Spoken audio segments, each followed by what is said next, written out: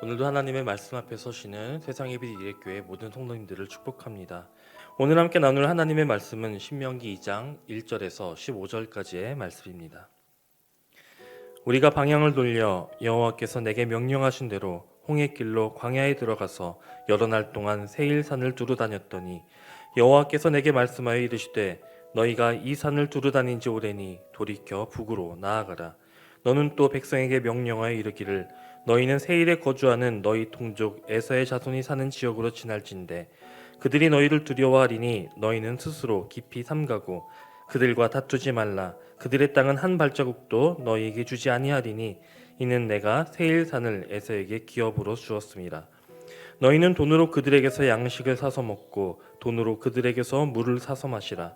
내 하나님 여호와께서 내가 하는 모든 일에 내게 복을 주시고 내가 이 큰 광야에 두루 다님을 알고 내 하나님 여호와께서 이 40년 동안을 너와 함께 하셨으므로 내게 부족함이 없었느니라 하시기로 우리가 세일산에 거주하는 우리 동족 에서의 자손을 떠나서 아라바를 지나며 엘럿과 에시온 게벨 곁으로 지나 행진하고 돌이켜 모압 광야길로 지날 때에 여호와께서 내게 이르시되 모압을 괴롭히지 말라. 그와 싸우지도 말라. 그 땅을 내가 내게 기업으로 주지 아니하리니 이는 내가 롯 자손에게 아르를 기업으로 주었음이라.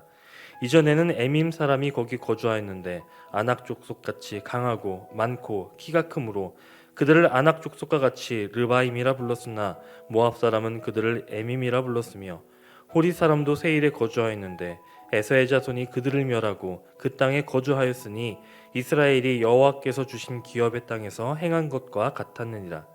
이제 너희는 일어나서 세렛 시내를 건너가라 하시기로 우리가 세렛 시내를 건넜으니 가데스 바네아에서 떠나 세렛 시내를 건너기까지 38년 동안이라. 이때에는 그 시대의 모든 군인들이 여호와께서 그들에게 맹세하신 대로 진영 중에서 다 멸망하였나니 여호와께서 손으로 그들을 치사 진영 중에서 멸하신 고로 마침내는 다 멸망되었느니라. 아멘. 이스라엘 백성들은 가데스 바냐에서의 불신앙과 불순종의 대가로 젖과 꿀이 흐르는 가나안 땅을 향한 진군을 잠시 멈추고 40년 동안 광야를 방황하는 삶을 살아야 했습니다. 우리가 잘 아는 대로 광야는 척박하고 험난한 곳입니다. 또한 광야는 먹을 것과 마실 것이 충분하지 않은 한마디로 궁핍한 곳입니다. 아무것도 하지 않아도 낮 동안 내리쬐는 태양열로 인해 몸이 상할 수 있고 또 한밤의 추위가 그들을 병들게 할 수 있는 그런 위험한 곳이 광야입니다.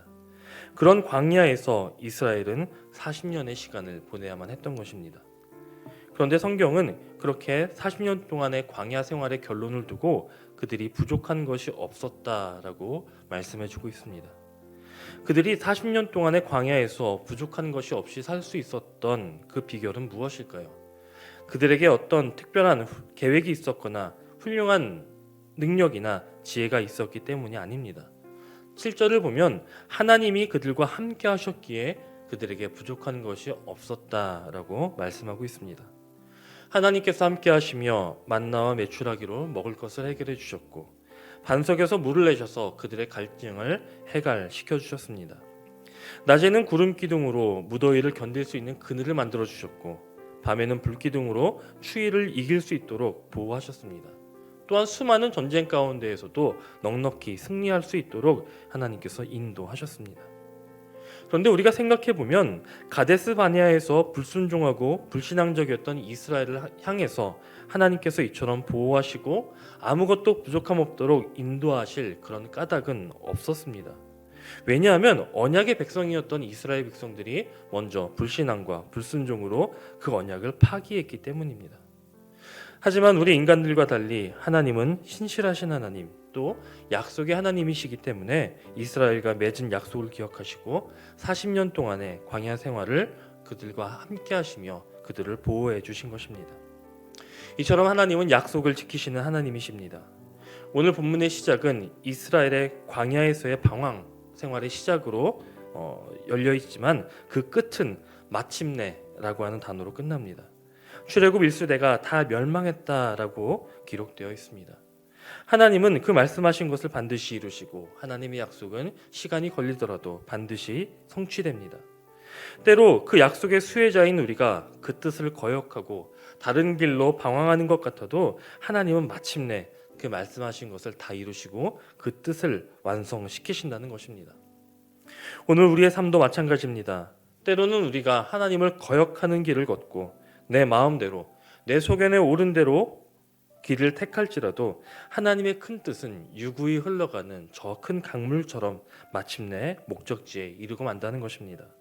다만 그 약속의 성취 가운데 우리가 거하고 또 그 동행하심을 누리기 위해서 우리는 날마다 하나님의 말씀에 순종해야 하는 것입니다. 그때 우리는 우리의 삶 가운데에 하나님의 인도하심과 보호하심을 경험할 수 있게 됩니다. 오늘 우리가 읽은 본문은 이러한 하나님의 인도하심과 보호하심에 대해 또 다른 측면을 증언합니다. 하나님은 먼저 에서의 자손과 다투지 말라라고 말씀하십니다. 40년간의 광야에서의 방황 끝에 하나님은 이제 그 방향을 돌려 북쪽으로 나아가라라고 말씀하시는데, 그들이 북쪽으로 가다 보면 이삭의 쌍둥이 형인 에서의 후손들이 거주하는 그 지역을 지나게 되었습니다. 하나님은 이스라엘 백성들에게 세일산을 에서에게 기업으로 주셨다라고 말씀하시며 이 지역을 지날 때에는 스스로 깊이 조심하여 다툼이 없게 하라라고 명령하십니다. 그리고 그들에게 돈을 주고 먹을 것을 사고 물을 사서 먹고 마시며 그렇게 보내라라고 말씀하십니다. 이스라엘 백성들이 그렇게 해야 하는 이유는 바로 하나님의 약속이 완벽하게 이루어지는 하나의 징표가 되기 때문입니다. 비록 광야라고 하는 아무것도 없는 지역에서 지낼지라도 그들의 도움은 에서 자손에게서 오는 것이 아니라, 혹은 그들의 것을 빼앗는 그들의 능력에서 오는 것이 아니라 바로 하나님께서 도우시는 그 손길과 그 약속에 의한 것을 보게 하리라 라고 말씀하시는 것입니다. 또한 모압을 괴롭게 하지 말고 싸우지도 말라고 하십니다. 모압 광야의 아르라고 하는 지역은 하나님이 아브라함의 조카인 롯의 자손들에게 기업으로 주신 땅입니다.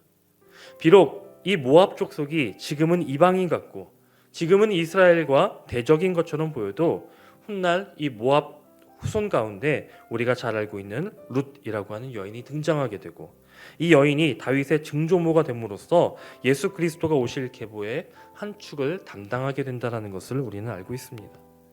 물론 이 시대의 이스라엘 백성들이나 모압 족속들은 아직 이 일을 알지 못했고 또 상상조차 할 수 없는 그런 큰 일이었지만, 하나님의 계획하심과 역사하심 그리고 하나님의 약속은 인간의 생각을 초월하여 수백 년 후까지의 일도 그렇게 섭리하시고 경륜하시는 분이십니다. 단순히 모압 지역을 롯의 자손에게 주었기 때문에 그들에게 피해를 주지 말라라고 하는 작은 범위의 약속이 아니라 메시아를 통해 죄로 무너진 인간들을 구원하시겠다고 하는 하나님의 큰 약속, 그 약속을 염두에 두시고 하신 말씀인 것입니다. 이처럼 하나님의 계획과 그 약속을 성취하는 과정은 우리 눈에 보이지 않고 또 우리의 생각과는 다를 때가 많습니다. 그 이루어가시는 과정을 하나님은 우리에게 말씀하시지만 때때로 우리가 가진 생각과 그 불순종으로 인해 약속의 성취를 누리지 못할 때가 많은 것입니다. 이에 우리는 내가 지금 어떤 기준으로 살고 있는지를 돌아보아야 합니다. 하나님의 말씀을 따르는 삶인지 아니면 내 기준대로 사는 삶인지를 점검하시기 바랍니다. 하나님의 약속을 받은 백성은 어떠한 환경에 처할지라도 하나님께서 완벽히 돌보십니다. 하나님의 백성은 어느 때에라도 하나님을 신뢰하고 하나님의 말씀을 기준으로 삼아야 하는 것입니다. 여러 가지 사정과 상황으로 어려운 때를 보내고 있는 요즘입니다. 하지만 오늘 말씀 가운데 여호와께서 이 40년 동안을 너와 함께 하셨으므로 내게 부족함이 없었느니라고 하는 이 고백을 잊지 마시기 바랍니다. 오늘 우리의 인생도 그렇게 하나님께서 지키시고 보호하고 계심을 기억하며 담대히 그 약속을 붙들고 나아가는 세상예배 일회교회의 모든 성도님들이 되시기를 주님의 이름으로 축원합니다.